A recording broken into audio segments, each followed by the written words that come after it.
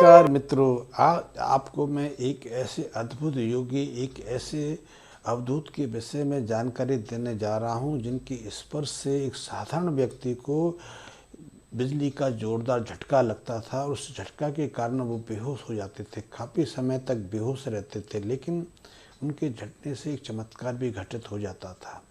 पहला तो ये कि जिस व्यक्ति का स्पर्श अवधूत से होता था उसका भाग्य खुल जाता था।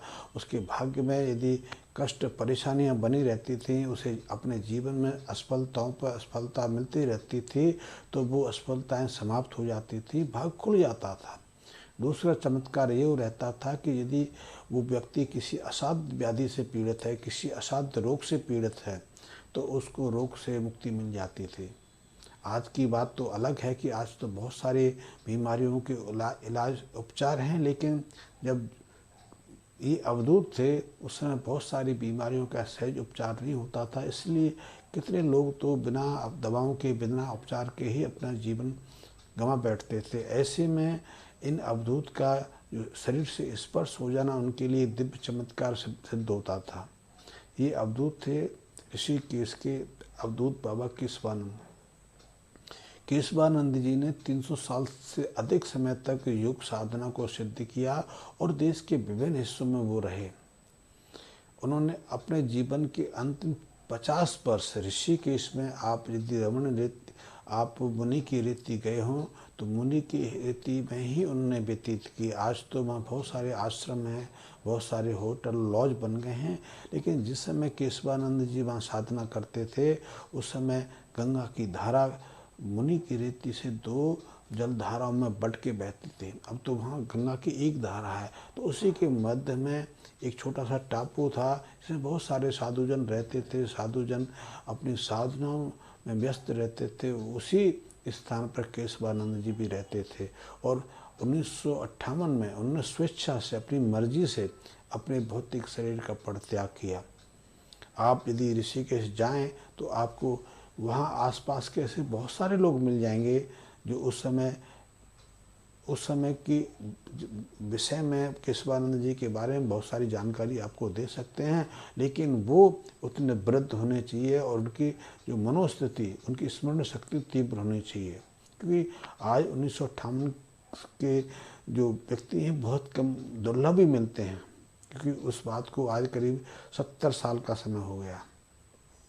तो 70 साल का यदि आज व्यक्ति है तो उस समय यदि 10-15 साल का भी रहा हो तभी तो उस घटना की जानकारी आपको दे सकता है। लेकिन फिर भी वहाँ कुछ ऐसे सद्गृहस्थ और ऋषि, साधु संत आपको मिल जाएंगे जो केशवानंद जी के बारे में आपको बता सकें।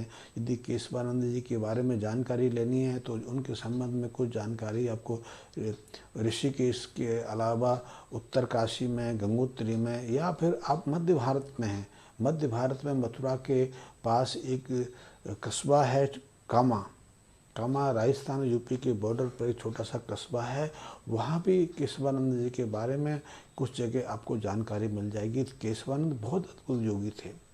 उन्होंने 300 साल तक निरंतर हठ योग को और क्रिया योग को साधा और साधना के बल से उनके शरीर में इतनी तीव्र ऊर्जा विकसित हो गई थी, इतनी तीव्र शक्ति पैदा हो गई थी कि उनके स्पर्श मात्र से एक व्यक्ति के शरीर में जोरदार बिजली का झटका लगता था। उनके संबंध में कई और चीज़ें बहुत चर्चित रही हैं, जैसे कि वो जेठ के महीने में, बैसाख जेठ का जो महीना होता है वो हमारे देश में खास करके बहुत सारे भागों में सबसे गर्म महीना होता है। और ऐसे महीने में यदि आप किसी रेतीले क्षेत्र में जाएं या फिर नदी के तट पर जो बालू होती है उसका स्पर्श करें तो आपको अनुमान हो जाएगा कि उस बालू का तापमान कितना है।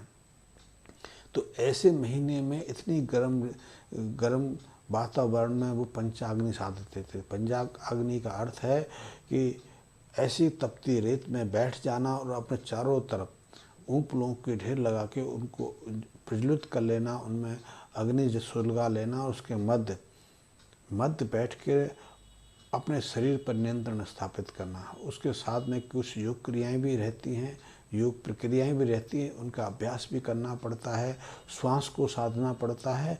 तो ऐसे में वो पंचाग्नि साधते थे। इसके अलावा जब शीत ऋतु आती है तो ऐसे शीत ऋतु में आप अनुमान कर सकते हैं नदी सरोवर जो होते हैं उनका तापमान, उन सरोवर के पानी का तापमान कितना शीतल रहता है। हम उसका स्पर्श मात्र से कम कपाने लगते हैं, लेकिन ऐसे शीतल वातावरण में भी वो ब्रह्म मुहूर्त से लेकर दोपहर तक काठन अपने शरीर को उसके तापमान के प्रतिरोधी बनाते थे। यानी कि उस ठंडे ऋतु में ठंडे पानी में वो आखंड डूबे रहते थे। वो योग की कई क्रियाओं के मर्मज्ञ थे। उन्होंने योग की कई क्रियाओं को आत्मसात किया था। तो इसके प्रभाव से उनके शरीर में अलौकिक शक्ति पैदा हुई थी, और उसी शक्ति के प्रभाव से यदि कोई व्यक्ति उनके संपर्क में आता, उनके चरण स्पर्श करता, या वो किसी को आशीर्वाद देने के लिए अपना हाथ उसके सिर पर रखते, तो उस व्यक्ति के अंदर एक झंझनाहट होती थी। वो अचानक बिजली के झटके लगने से बेहोश हो जाता था, लेकिन उनके आशीर्वाद से, उनके स्पर्श से व्यक्ति का भाग खुल जाता था और निरोगता की प्राप्ति होती थी। वो गंभीर से गंभीर रोग से मुक्त हो जाता था। ऐसे बहुत लोगों के साथ घटित हुआ। और केशवानंद जी के संबंध में कई और अविश्वसनीय बातें आप जान सकते हैं। मेरा केशवानंद जी के साथ वो साक्षात्कार कभी नहीं हुआ, क्योंकि उन्होंने 1958 में ही समाधि ले ली थी। तो मेरा जन्म ही 1969 का है। लेकिन हाँ, उनके एक शिष्य से मेरा मिलन हुआ।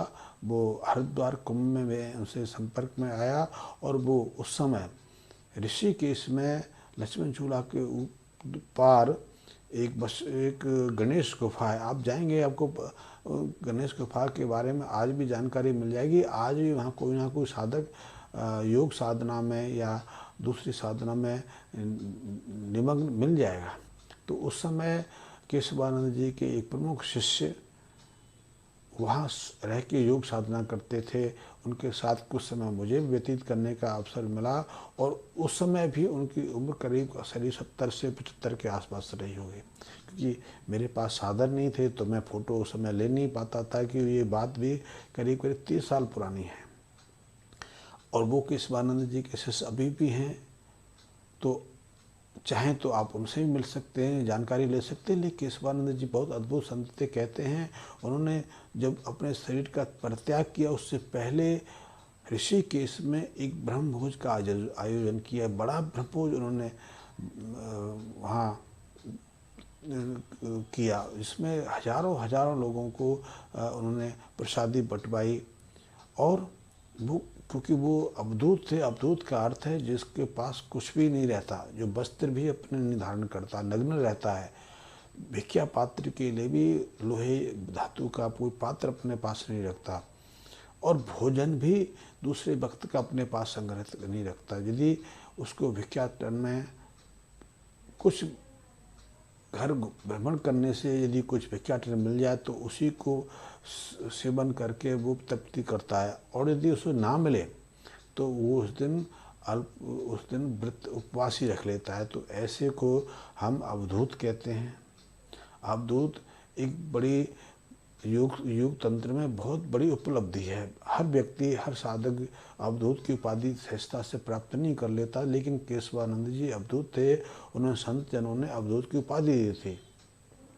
वो भी दिन में एक बार दोपहर के समय भिक्षाटन के लिए निकलते थे, और चलते चलते 3 घरों में, वो एक दिन में 3 घरों में भिक्षाटन करते थे। ये चलते चलते उनके कमंडल में यदि कुछ भिक्षा मिल जाए, कुछ भोजन उपलब्ध हो जाए तो ठीक है। यदि नहीं मिल पाए, क्योंकि कई बार गृहिणियाँ लेट हो जाती हैं, या फिर उनकी गति इतनी तीव्र होती है कि गृहिणी को रसोइयों से बाहर आने में वक्त लग जाता है, और यदि उनके भिक्षा पात्र में भिक्षा ना पड़ पाए तो वो उस दिन निराहार रह के ही योग साधना करते थे। तो इतने अद्भुत थे।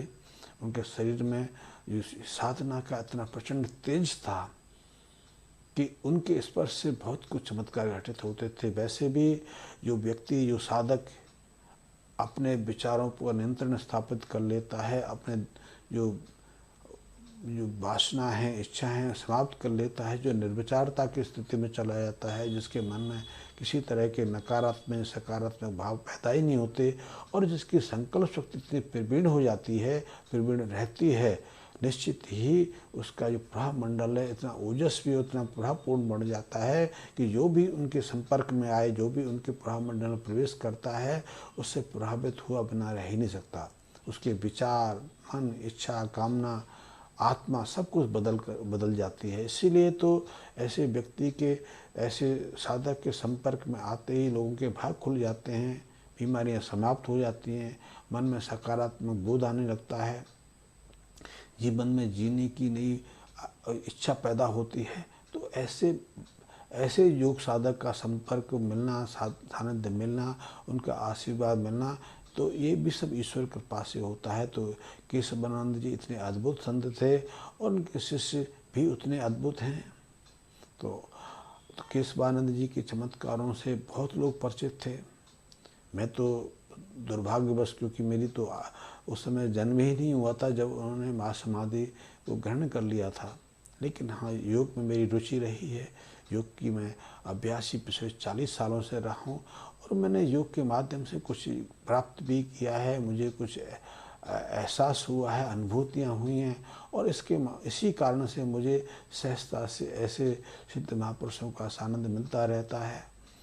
और मैं कोई भौतिक रूप से देखूं तो ज़्यादा संपन्न तो नहीं हो, ना मेरी इच्छा रही है, लेकिन मैं आत्म संतुष्ट में मुझे आनंद आता है और मैं इसी संतुष्टि में रहना चाहता हूं कि मैं किसी तरह के जो बोझ लेकर जीना नहीं चाहता। तो मेरे को ऐसे महापुरुषों के साक्षात्कार दर्शन मिलते रहे। इनके बारे में पहले भी मैंने आपको कईयों के बारे में बताया है। केशवानंद जी के संबंध में कुछ और प्रसंग हैं, क्योंकि यदि आप किसी साधक के पास जाते हैं, साधक की आप जीवनी सुनते हैं, जीवनी को आत्मसात करते हैं, तो आपके भावों में बहुत तरह के विचार, बहुत बातों का पता चलता है और उन सब के बारे में मैं आपको आगे की वीडियो में बताने की कोशिश करूंगा। लेकिन मैंने केशवानंद जी का एक छोटा सा परिचय दिया कि उनके स्पर्श मात्र से व्यक्ति का जो भाग्य खुल जाता था, व्यक्ति के भाग्य में नाटकीय परिवर्तन होता था। तो केशवानंद